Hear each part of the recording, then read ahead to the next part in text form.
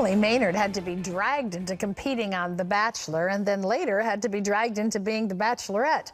Ultimately, she said yes on both programs and then worried if she could ever say it again. Millions know Emily Maynard Johnson from The Bachelor and The Bachelorette. After 2 nationally televised attempts at romance, Emily turned to someone who would never break her heart. I said yes to proposals on national television, but I think that the most important yes I've ever said in my life is a yes to a relationship with Jesus. In her book, I Said Yes, Emily shares the story of her life before and after reality TV and what she found at the end of her search for true love. Emily Maynard is here with us now, and she has a newly released book, I Said Yes, just out. Welcome to the program. Thank you so much for having me. How does one initially get connected into The Bachelor? That was your first experience, yes, right? Ma'am. How did that happen? Well, my girlfriend, Nikki, I think she was tired of hearing me complain about being single, and she nominated me. And they called, and I thought it was a prank call. And then they read me this letter that she had wrote, and I started crying, and they said, she's a shoo-in. She's crying on the first phone call. So we like that. Yeah. So you did The Bachelor, and you won that. I did. You did. And then, but how soon after you said yes that you would accept the marriage proposal did you realize that it was really a mistake? I knew fairly quickly. You know, as soon as the cameras go off, the fairy tale is kind of over, and that's when you have to really get to know each other. Mm-hmm. And our lives were just so different, and I knew that fairly quickly. Did you feel pressured to say yes at that moment, or? I look back, and I take ownership for everything I did. You know, I'm a grown-up, and I did that. But at the same time, you know, I wanted it so badly that it could have been anybody. Yeah. And I just wanted to be married that badly. Well, it had to be something that really caused you to do some soul searching when you realized, oh my goodness, I've made this commitment on national television and now this isn't the guy. So how do you go from that place back into the fray on The Bachelorette? You know, I really don't know. I believe that God can see good out of bad things, and I know that he did, even after The Bachelorette, even after that didn't work. I prayed about it, and I had peace about it, and I think I've been searching for a long time for why I went through all of that when I would meet my husband at church. Yeah. But, you know, I think that he can see good through everything. Yeah. So when the whole thing fell apart after The Bachelorette, and it was Jeff was the name of the guy that was the winner, if you want to call it that, on that program, there was a lot of negative media and press, and that all kind of came down on you. Yes, ma'am. Tell me what you went through during that time. It was awful, and nobody can really prepare you for it. But at the same time, everybody says, well, you signed up for it, so this is what you get. And it is true. You have to just accept it. But it was at that time that I stopped going online and reading all the nasty things people would say, and I just opened up my Bible, and I truly fell in love. Did you have a relationship with the Lord before? I thought I did.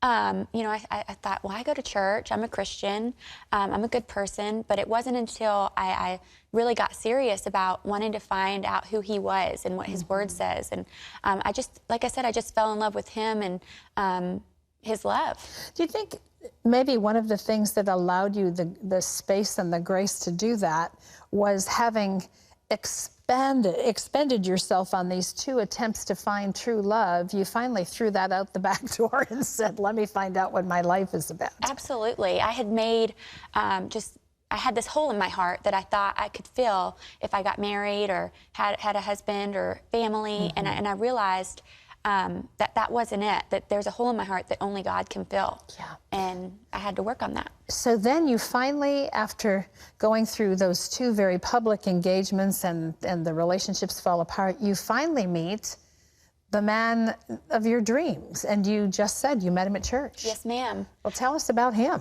He's wonderful. He was an elder at our church in Charlotte, and I met him there, and I had such peace about it, and he's just the best thing.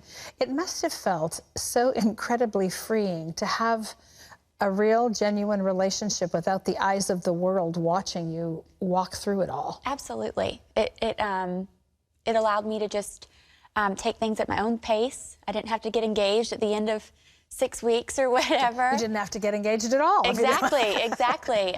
It was just perfect. Yeah.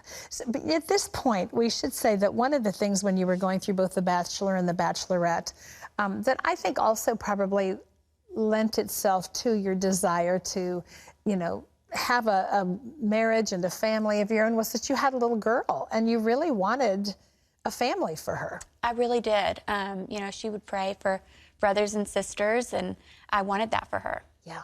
So how old is Ricky today? She's 10. She's 10 today, and she has brothers and sisters, or at least a brother, and I'm pregnant now, so maybe a sister. Who knows? Yeah. Thank you. That's exciting. How has your life changed from all of this? I mean, what would you say there?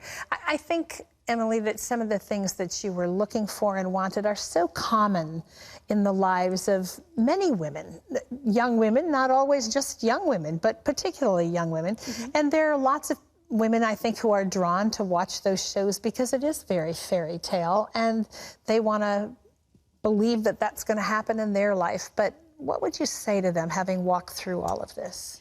I would say that it's, for me, the most life-changing yes, I could say, was to Jesus. And even at times whenever I thought maybe God had forgotten about me, or maybe I was just too unlovable, I can look back now and see his faithfulness in these little gifts that he left me. And I think that if we all take the time to look at our lives, we can kind of see that he has us on such a better path than we could ever plan for ourselves. Ricky is 10 now. Would you ever want her to go on a program like Bachelorette or Bachelor? No, ma'am. No, no. I would beg her just the same way my own mother begged me, so. She did? Yes. Go, Mom. Yeah.